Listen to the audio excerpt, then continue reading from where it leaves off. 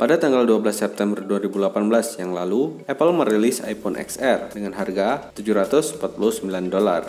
Memiliki desain yang mirip, bagaimana bisa harganya lebih murah dari iPhone X dengan harga sekitar $999?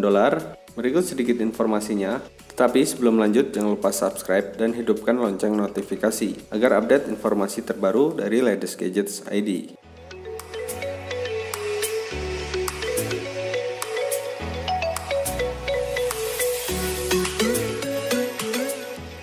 Alasan pertama, mengapa iPhone XR bisa lebih murah adalah teknologi layar. iPhone XR hadir dengan layar jenis IPS, bukan OLED, seperti yang digunakan iPhone X. Resolusinya juga tergolong rendah untuk ponsel sekelas flagship, yaitu 828 x 1792 pixel dan rasio 19,5:9. Padahal, layarnya berukuran 6,1 inch. Fitur 3D Touch dan Dolby Vision XDR10 Complaint juga absen di iPhone XR.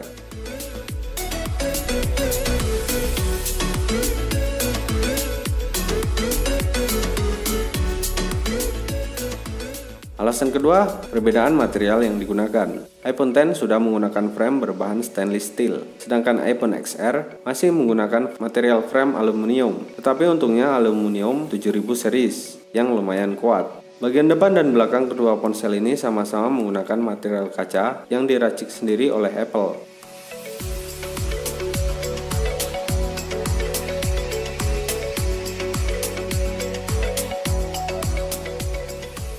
Alasan ketiga, kamera utama hanya satu lensa. Berbeda dengan iPhone X yang punya dua lensa, pada iPhone XR Anda harus cukup puas hanya dengan satu lensa yang spesifikasinya sama dengan lensa utama iPhone X, yaitu 12 megapiksel, aperture 1,8, panjang fokal 28 mm, ukuran sensor 1/2,55 inch, ukuran pixel 1,4 nanometer, OIS, dan fitur PDAF. Tetapi walaupun hanya punya satu lensa, kamera iPhone XR ini mampu memberikan efek bokeh.